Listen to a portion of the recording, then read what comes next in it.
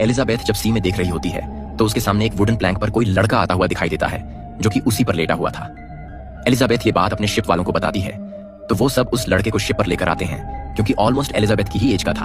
और जब इन सब की नजर दूसरी तरफ पड़ती है तो वहां पर एक बहुत बड़ी शिप चल रही होती है। नींद में एलिजाबेथ उस लड़की के पास जाती है जिसकी हालत कुछ ज्यादा ठीक नहीं थी। वह एलिजाबेथ को अपना नाम बताता है और बेहोश हो जाता है।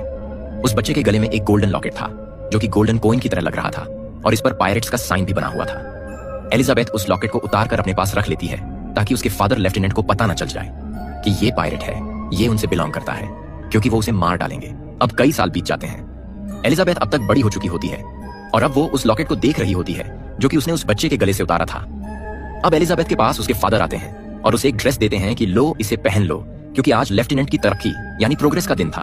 गवर्नर ने उनका रैंक हाई कर दिया था तो एलिजाबेथ से कहते हैं कि तैयार होकर वहां पर आ जाना। उसकी खुशी में हम एक इवेंट करेंगे क्योंकि गवर्नर कहीं ना कहीं चाहते थे कि उनकी बेटी एलिजाबेथ की शादी लेफ्टिनेंट से हो जाए। हालांकि इनमें बहुत ज्यादा एज डिफरेंस था। अब हम उस लड़के विल को देखते हैं जो कि ब्लैकस्मिथ बन चुका था। वो आज भी गवर्नर के लिए कुछ वेपन्स बनाकर लाया था। उससे एलिजाबेथ भी आकर उससे मिलती है, लेकिन गवर्नर नहीं चाहते थे कि उनकी बेटी किसी गरीब आदमी से मिले तो वो उसे वहां से ले जाते हैं। अब उधर समुद्र में हम कैप्टन जैक स्पैरो को देखते हैं जो समुद्र में अपनी शिप खड़ी करता है। वो एक सींक बोट होता है तो उसे एक आदमी कहता है कि यहाँ पर तुम्हें अपनी शिप पार करने के लिए एक चांदी का सिक्का देना होगा। तो वो जाकर उस आदमी को 3 चांदी के सिक्के देता है और कहता है कि मुझे जाने दो। वो आगे बढ़ता है तो वहां के 2 गार्ड्स उसे रोक लेते हैं। तो कैप्टन जैक स्पैरो उनसे कहता है मुझे जाने दो, मुझे जहाज को चुराना है। तो उन गार्ड्स को यकीन नहीं होता कि आखिर वह बोल क्या रहा है। अब हम दूसरी तरफ समुद्र के किनारे पर हम लेफ्टिनेंट और एलिजाबेथ को देखते हैं जो कि आपस में कुछ बात कर रहे होते हैं। और जब लेफ्टिनेंट दूसरी तरफ मुंह करके अपनी कन्फेशन करता है कि वो एलिजाबेथ से शादी करना चाहता है तो पीछे से एलिजाबेथ का ड्रेस टाइट होने की वजह से उसे ठीक से सांस भी नहीं आ रहा होता और उससे काफी सफोकेशन होने लगती है तो वो बेहोश हो जाती है और समुद्र गिर जाती है। उसके गले में वो लॉकेट भी होता है जिससे सडनली कुछ वेव निकलती है और समुद्र में चारों तरफ फैल जाती है। एलिजाबेथ को पानी में गिरते हुए जैक ने देख लिया था तो वो फौरन से पानी में जाता है और एलिजाबेथ को ऊपर लाता है। उसके गले में लॉकेट देखकर वो एलिजाबेथ से लॉकेट के बारे में पूछता है, लेकिन तभी वहां पर गवर्नर और लेफ्टिनेंट आ जाते हैं। एलिजाबेथ को कवर करते हुए उस पर यानी कैप्टन जैक स्पैरो अपनी स्वॉर्ड पॉइंट कर लेते हैं तो एलिजाबेथ उनसे कहती है कि उसने तो मेरी जान बचाई है। तभी लेफ्टिनेंट को कैप्टन जैक स्पैरो के हाथ पर पायरेट्स का साइन नजर आता है तो लेफ्टिनेंट डिसाइड करता है कि वो इसे मार देगा, लेकिन एलिजाबेथ उससे बात करके उसे मना करती है। तो लिस्ट पनिशमेंट जो वो डिसाइड करते हैं यानी जो सबसे कम पनिशमेंट उसको देना चाहते थे वो उसको कैद करना थी। वो उसको अपना कैदी बना लेते हैं, लेकिन तभी फौरन से जैक खुद को छुड़ाते हुए एलिजाबेथ को भी पकड़ लेता है और उस पर अपनी स्वॉर्ड पॉइंट करता है और अब धीरे धीरे पीछे होने लगता है और साथ ही फौरन वहां से भाग जाता है। जैक एक ऐसी जगह पर जाता है जहां पर अपनी हाथ कड़ी काट सके और वो जगह विल की होती है, क्योंकि वो ब्लैकस्मिथ जो था जैसे ही विल वहां पर आता है तो वो जैक को देखता है तो उसे बहुत गुस्सा आता है और वो अपनी तलवार निकाल लेता है। अब इन दोनों में तलवारबाजी शुरू हो जाती है और दोनों ही तलवारों का यूज करते हुए एक दूसरे को मारने की पूरी कोशिश कर रहे होते हैं। अब जैक बिल्कुल तलवार से मरने ही वाला होता है कि तभी जैक अपनी तलवार से उसे रोकते हुए खुद को बचता है। जल्दी वहां पर कुछ सोल्जर्स आ जाते हैं जो कि जैक को पकड़ लेते हैं और उसे जेल में बंद कर देते हैं। दूसरी तरफ हम समुद्र में देखते हैं कि एलिजाबेथ जब समुद्र में गिरी थी और उसके लॉकेट से बहुत सारी वेव निकली तो वो दूर दूर कई जहाजों के पास भी गई और अब उनकी तरफ एक बहुत बड़ा पायरेट शिप आ रहा होता है। ये उसी तरफ आ रहा था जहां पर एलिजाबेथ थी और वो खतरनाक पायरेट्स देखते ही देखते एलिजाबेथ के रूम के बाहर आ जाते हैं और उसे कहते हैं कि बस बहुत हो गया, हमें हमारी अमानत वापस कर दो, यानी वही लॉकेट, क्योंकि वह लॉकेट पायरेट्स का है और तुम इसे नहीं रख सकती हो। तो एलिजाबेथ कहती है कि रुको, मुझे तुम्हारे सरदार से बात करनी है, यानी तुम्हारे लीडर से। तो वो सब उसकी बात सुन लेते हैं और उसे कैदी बनाकर अपने साथ ले जाते हैं। उधर ये जब विल को पता चलता है तो वो फौरन से गवर्नर और लेफ्टिनेंट के पास जाता है, लेकिन वो लोग उसकी बात में यकीन ही नहीं करते। तो अब विल जाता है जैक के पास। जैक उससे उसका पूरा नाम पूछता है तो वह उसे बता देता है। वही जैक जो पहले उसकी बात नहीं सुन रहा होता अब उसकी मदद के लिए तैयार हो जाता है, क्योंकि वो जान चुका होता है कि बहुत बड़े पायरेट्स का बेटा है विल। उसे कहता है कि मैं तुम्हें यहाँ से फ्री करवाने में तुम्हारी हेल्प करूंगा और इसके बाद ये दोनों यहाँ से निकल जाते हैं। ये कश्ती में छुपते हुए बहुत बड़े जहाज में एंटर होते हैं। वो इस जहाज को चुराने वाले थे और तभी लेफ्टिनेंट अपनी दूरबीन से ये सब कुछ देख लेता है तो वो अपने सोल्जर को इस तरफ भेजता है और जैसे ही सोल्जर इस तरफ आते हैं तो वो दोनों परेशान नहीं होते, क्योंकि उन दोनों ने पहले से ही कोई प्लानिंग कर रखी होती है। उनके इस समुद्री जहाज के साथ एक और जहाज था जिसके बीच में रस्सी बंधी हुई थी। रस्सी की मदद से ये दोनों पहले जहाज में से दूसरे जहाज की तरफ जाते हैं और उसको वहां से लेकर फौरन से भाग जाते हैं। तो वहां पर खड़े हुए लोग कुछ भी नहीं कर पाते।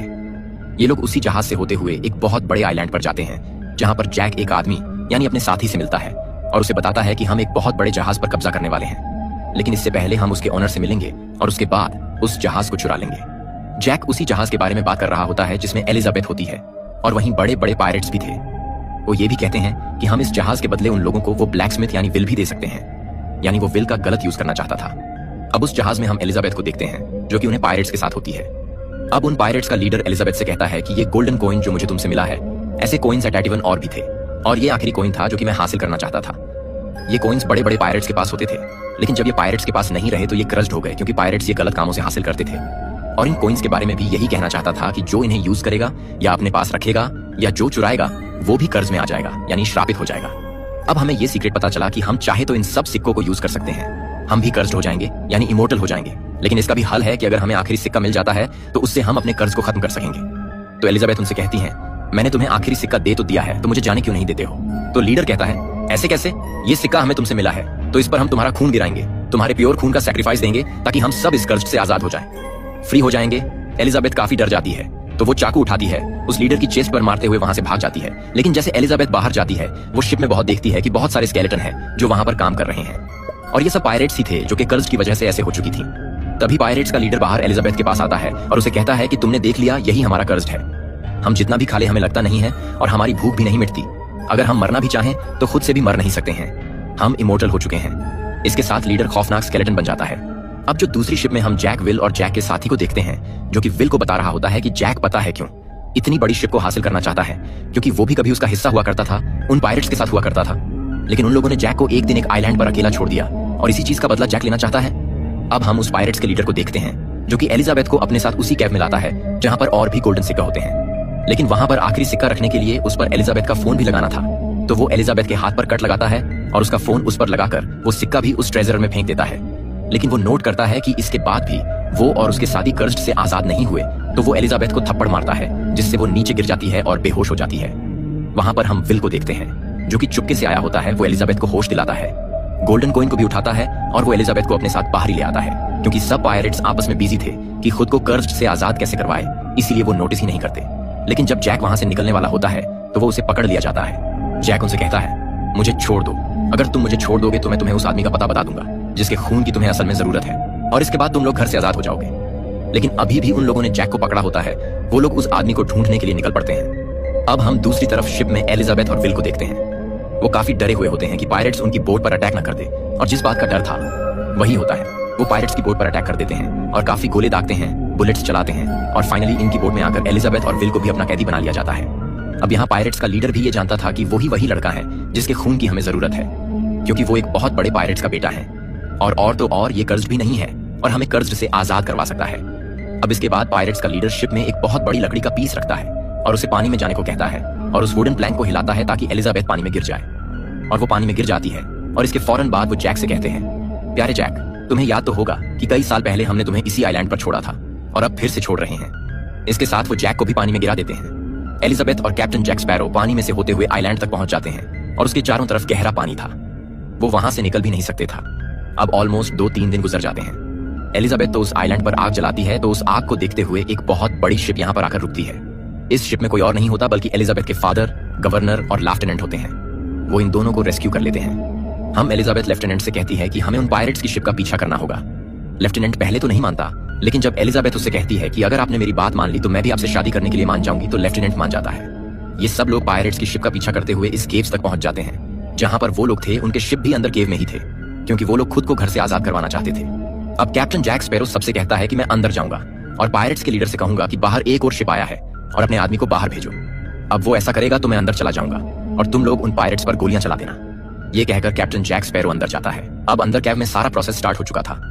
उन लोगों ने विल को बांधा हुआ था और वो जल्दी उसका गला भी काटने वाले थे। जैक स्पैरो उन सबको रोकता है और कहता है कि तुम लोग उसको मारकर कर्ज से आजाद भी हो गए तो बाहर जाकर क्या होगा? बाहर लेफ्टिनेंट के लोग तुम्हारा इंतजार कर रहे हैं। अगर उन्होंने तुम्हें मार दिया तो क्या होगा? तो अब मेरी बात गौर से सुनो।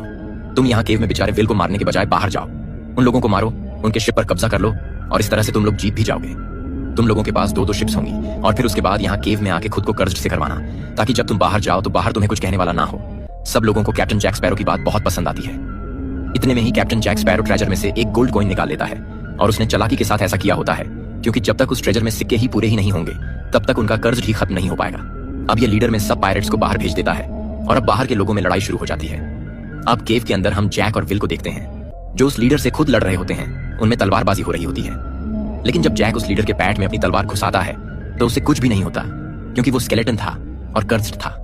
लेकिन अब जब जैक की बारी आती है और लीडर जब जैक के अंदर तलवार घुसाता है तो उसकी तलवार जैक के आर पार हो जाती है। यहाँ पर कब जैक पर रोशनी पड़ती है और हमें यहाँ पर जैक के असली रूप भी दिख जाता है, क्योंकि वो भी स्केलेटन के जैसा बन चुका था। और ऐसा इसलिए क्योंकि कुछ देर पहले उसने भी एक गोल्डन कॉइन चुराया था, इसलिए वो भी कर्ज्ड था। तो लकीली उसका मरना यहाँ पर पॉसिबल नहीं था। तो यहाँ पर कोई आइडिया आता है। उसके पास जो गोल्डन कॉइन था उस पर अपना खून लगाता है, उसे विल की तरफ फेंकता है, फिर उसे विल कैच कर लेता है और तभी वहां पर एलिजाबेथ आती है। तो लीडर जब उसे देखता है तो उस पर गन पॉइंट कर लेता है और यहाँ जैक स्पैरो भी लीडर पर गन पॉइंट कर लेता है और यहाँ पर गोली की जोरदार आवाज आती है। हमें ऐसा लगता है कि जैसे लीडर ने एलिजाबेथ को मार दिया हो, लेकिन असल में जैक ने लीडर पर गोली चलाई होती है और यहाँ पर लीडर उससे कहते हैं, इस गन में आखिरी जो बुलेट थी वो भी तुमने मुझ पर चलाकर खराब कर दी। खैर, तुम नहीं जानते कि मैं स्केलेटन हूं और मुझे कुछ नहीं हो सकता। तो जैक उसे कहता है कि नहीं, ये तुम्हारी सोच है, और इसी के साथ वो 2 सिक्के जो उसके पास होते हैं वो उस ट्रेजर में उछाल देता है।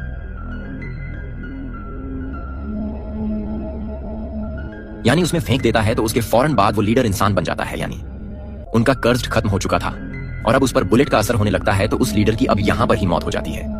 अब हम बाहर बाकी पायरेट्स को देखते हैं जो कि नॉर्मल इंसान बन चुके होते हैं। तो वह सिर्फ अपने मोबाइल्स नीचे फेंक देते हैं। इन्हें असल में यकीन नहीं आया होता, तो ये कहते हैं कि हम वॉर नहीं करेंगे क्योंकि जो भी ये लोग चाहते थे वो इनको यूं ही मिल गया था।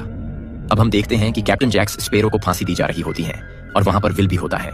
वो सीधा उस जगह जाता है जहां पर उसे कन्फेस करता है कि वो उसे पसंद करता है और उसके फौरन बाद हो जाता है। कैप्टन जैक स्पैरो को फांसी से बचाने के लिए फिर उसकी फांसी को खोलते हुए गार्ड्स को धक्का देते हुए तो उसका हाथ पकड़ के भागने लगता है, लेकिन उनकी किस्मत ज्यादा अच्छी नहीं होती है। यहाँ निकलने से पहले ही लेफ्टिनेंट के सोल्जर इनको घेर लेते हैं और यहाँ पर अपनी स्वॉर्ड पॉइंट कर लेते हैं। तो अब यहाँ पर एलिजाबेथ गवर्नर के साथ आती है। वो विल को बताती है कि वो विल को पसंद करती है। जैक स्पैरो यहाँ से मौका देखते हुए भाग जाता है, पानी में घुस जाता है। सामने उसके साथियों का शिप होता है जो उसे बचाने आए थे। अब हम लेफ्टिनेंट को देखते हैं जो कि ब्लैकस्मिथ से माफी मांगता है। तो गवर्नर भी अपनी बेटी से कहता है कि मैं तुम्हें खुश देखना चाहता हूँ और इसी के साथ वो अपनी बेटी को विल से शादी करने के लिए अलाउ